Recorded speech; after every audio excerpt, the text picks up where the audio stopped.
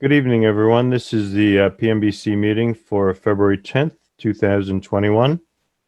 We'll open the meeting with the warrant.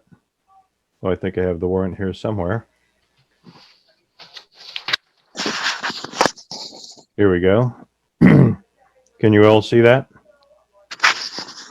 Yes. Yes, sir. Okay, so we only have 4 invoices on the warrant tonight. The first one is for Gale Associates, is for the DPW roof. Their January invoice for $157.50.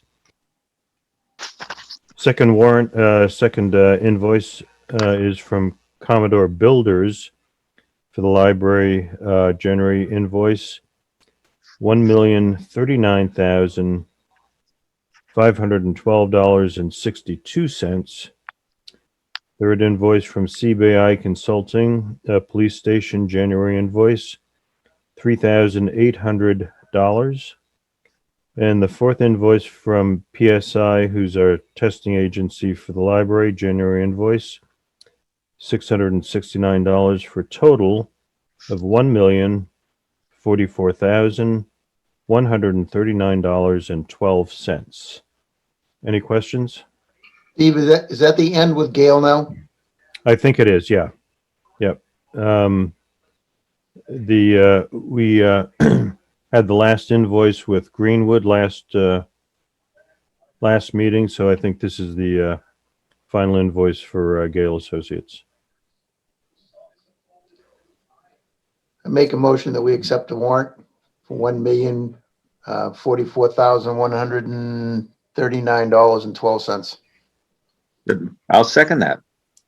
All in favor? Bob Rummel, yes. Rich Crowley, yes. Mike Scaduto, yes. Bartlett, yes. Timlin Rassius, yes. Steve Moore, yes. Motion carries unanimously. Thank you very much. We'll go back to the agenda.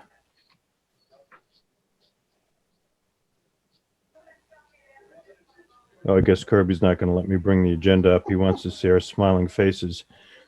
So anyway, You're ready to share. It's just I needed to go to the gallery for your roll call vote. okay. I can go share the screen again. Please do, sir. All righty. So we have the meeting minutes of, it should say January 27th, 2021. That was amended, I think, 2 times. Were there any comments on the meeting minutes? Is there a motion to accept them as amended? So moved. Rich Crowley Second. moves. Yeah. Second by I'll second Bartlett. it. All in favor? Roll call vote. Bob Rummel, yes. Rich Crowley, yes. Mike Scaduto, yes. Brian Pasquale, yes. Bartlett, yes. Timlin Rassius, yes. Steve, yes. Motion carries unanimously. We'll move on to the library, and we'll turn this over to Brian for an update. Sure. Thank you for having me. Update for the library is pretty much an extension from the last update that we gave. There's been some good progress from what they started 2 weeks ago. They've ongoing with the sheathing on the exterior of the building, as well as putting on the vapor barrier. We're getting a little unlucky with the snow, so the vapor barrier that's going on the roof right now is taking a little bit of a pause while we try to get the temp heat going in the building to melt the snow off to be able to complete that work and put the insulated roof panels on top of the building. We've temped in a lot of the windows on the first floor in order to introduce the temporary heat, and the mechanicals are continuing to be ongoing, as well as deliveries for both pipe material as well as the masonry material that we had talked about last month. We're expecting a large brick delivery as well as the silos at the end of this week. Steve, did you want me to show you a couple pictures from today? Sure. And the mechanical equipment, is that being stored in the building? Some is, yes. The piping is being stored in the building. The ERV has been delivered. That was actually picked and put in up on the mezzanine through the exterior of the building. Okay, thanks. Brian, Yeah. that masonry work that was being done out in the back part, is that started, done, what? It is that will be, what you're looking at right here, that is going to be mainly where a lot of the brick is going on this portion where my cursor is right here. So the brick is scheduled to be delivered tomorrow or the day after. And the actual masonry work will probably commence a couple weeks after that, as they're going to need to temp to make the conditions, as well as introduce temp heat in there. Per Steve's suggestion, we're also putting a high-low thermometer in there, and that will be tracked on a daily basis.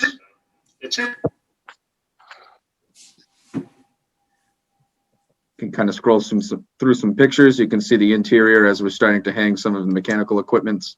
Yeah. The first floor, close to the first floor lobby.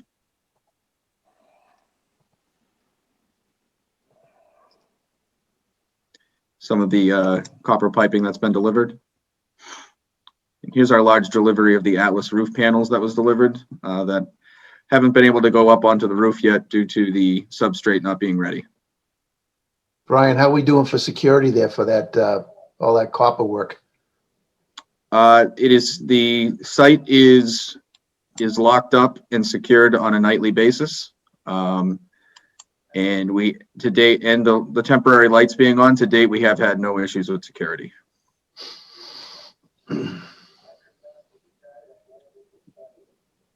We did get approvals for to begin our electrical rough from the building inspector, as well as to begin some of our duct lining insulation for some of the smaller round duct that we have.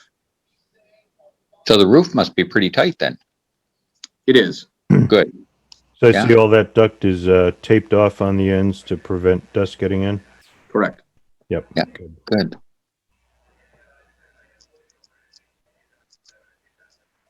So I think I asked at the meeting this morning when we could expect the main stairs on the interior of the building to be delivered.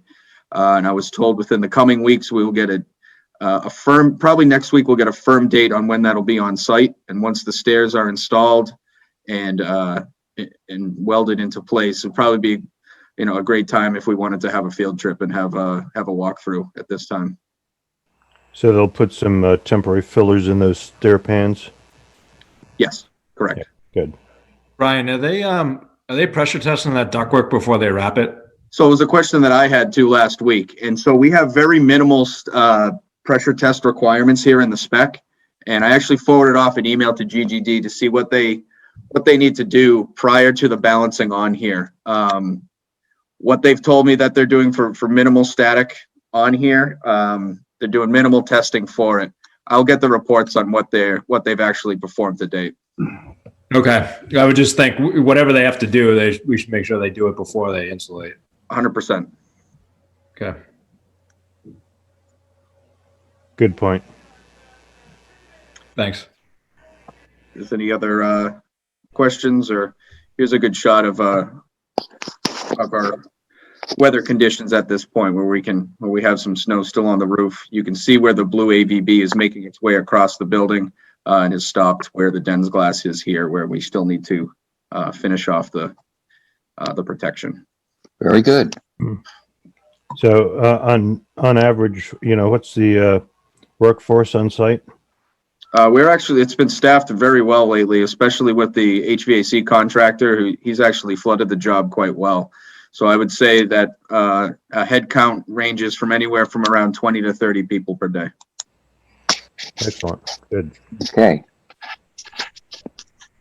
I also was asked from Joseph, I know he's on the phone right now. I'll probably be speaking with Cheryl and maybe you as well, Steve, to kind of go over some of the cost to complete, how we look on the budget, and where we think we're going to be forecasting for the end of the job. Currently, right now, Commodore Builders is giving us a tentative schedule that they're tracking to be 2 weeks early. Obviously, we don't want any more weather systems or any types of long delays, but I don't foresee that changing.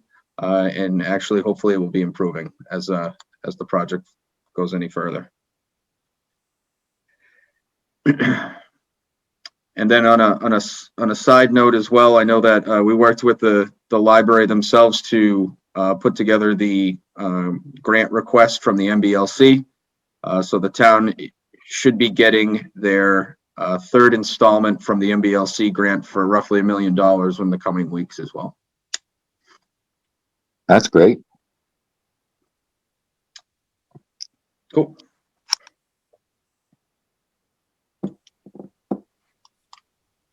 Any questions for Brian? Brian, just a quick question. In the commercial building like this, do they do a blower door testing or not? No, that's not part of the scope. Okay, thank you. Yep.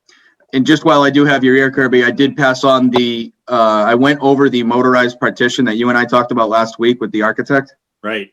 And where the location of your camera is going to go. And that one's going to be specifically the one that faces the audience. Correct, sir. I didn't get the answer yet, but he seemed to be confident that if you're okay with having a camera in the perimeter soffit that runs around the building, around the community room, that to aim that way, that it wouldn't interfere. He's actually going to go and actually pull the specs to see exactly the size of that partition. Yeah, the way it looked, Brian, I mean, we can always do a pedestal drop from the ceiling for the camera, but I have to have it literally behind or at that center above the camera or the TV, much like we had done for the fire station. Yep. Okay. Thank you. I have a question for Brian, Steve. Yeah, go ahead. Long lead items. Do we have any and how are they being tracked? Yep. So what we've done, and Commodore's done a great job with this, is really trying to narrow down and forecast long lead time items that we've had. And a lot of those had to do with our finishes. So in the past month, we've actually gone through some of the items that they were concerned about, including some cork flooring that we have in the children's areas, some of our carpet, as well as I think the stairs were also a longer lead time. So they've been identifying those for us. We've been pushing them and making a priority list for the architect to make sure that they get those reviewed first. And to date, I feel as though we're in a good place. We're going to begin our furniture meetings next week. Furniture usually runs around a 12 to 14 week lead time. So as we look at our schedule, we're right on schedule with that. And if we can make those selections and get the POs out as soon as possible, to make sure our furniture and our metal shelving will be there when the building's ready to open. Good. And casework. Do you have an elevator in there? Yep. All that's any rooftop units, all that stuff is on track. On track. Yep. The elevator was one of the first things to be released on this. Good. So they can be pretty picky about the submittals and making sure that your power will be there, as well as what type of interior finishes that you have. Those questions have been answered to date. Do we get an electric elevator or hydraulic? Electric. Great. Yep. Good. Brian, what are they doing for window trim? On the inside, Yeah. it looks to be like an unfinished maple is what it's going to look like. Those samples for most of the millwork were delivered to the architect today. I got to take a look at them today, so he'll go through those, as well as all the hardware for drawers and other types of workstations and built-in millwork. We'll get an approval on those in the coming week. That's all done on site, the cutting and everything? Yep. Yeah, I'm good. Sounds good. Cool. Chair. Yeah, building's looking sharp. Well, great. Shall we move on to the police station then? Sure, Mr. please. Chair. Police station, we had a meeting today, not only on site for phase 2 of the work, for the other 2 elevations that were not included in phase 1. We had one person show up to our walkthrough, which was the contractor for phase 1. So while that seems to be a concern that we won't have many people bidding on this, we are using Project Dog, and we had about 8 to 10 contractors pull the drawings at this point. So that's pretty encouraging. Once we spoke with the contractor on site, I met with the chief. We'll be having the mock-up for phase one being delivered to the police station tomorrow. So I encourage if anyone wants to go and take a look at what the block that the waterproofing company is submitting for review, that'll be there tomorrow underneath the overhang at the front entrance. This will just be the DCU block. Correct. The waterproofing company also told me that they'll be getting all of their submittals in by the end of the week for review. This includes the roofing and the flashing. So that'll be reviewed by CBI. They will present a schedule to us for commencing construction on the 1st of April. And the filed sub bids for phase two of this work will be due in, I believe, 3 weeks. General contractor will be the one following after that. And at that point, we will know all the players on this job, whether or not this needs to be segmented or the same GC is going to be taking us all the way through.